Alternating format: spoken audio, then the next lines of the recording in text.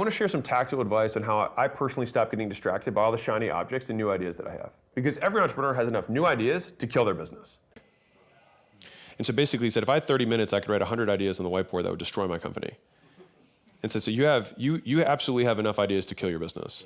So what we want to do is prevent that from happening. And so this is super tactical, but for everybody, because this is like really, really, really, really dramatically changed my trajectory as an entrepreneur. I have a lot of ideas, which is like, I kind of scratch my itch of ideas because I get to idea about other people's businesses, and then I go home, and then Layla's like, "Do you want dinner?" And I'm like, "Yeah," but I forgot that we have a business too. So I wasn't allowed, I didn't have a way to mess that one up, right? And so what I do is I honestly have a document that's called Alex's Big List of Ideas.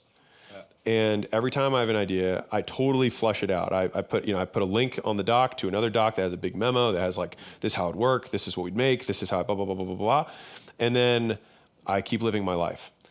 And then when I finally see the team, looks like they have smiles on their faces, like they're well rested, they have a glint in their eye, then I pull back out my big list of ideas.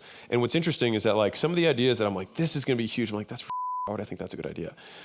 Because you get so emotionally charged and sold on the idea while you're in the process of the idea, in the throes of the idea. Yeah. But when you get a little bit of space, you're like, oh my God, this is how other people would hear this idea. And I agree with them. I think it's a terrible idea. Yeah. So she said that, I actually think about this a lot with ideas. She said, if you like a shirt, she's like, don't buy it. But if you go home and you're still thinking about it, a week or two later, like you should probably go back and grab the shirt or whatever, right?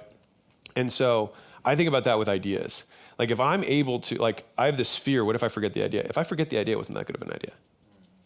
But the ones that like keep you up at night, that keep gnawing at you, those are the ones that like I'll flesh out more and more and more, but I still have to release the work at a rate that the business can handle.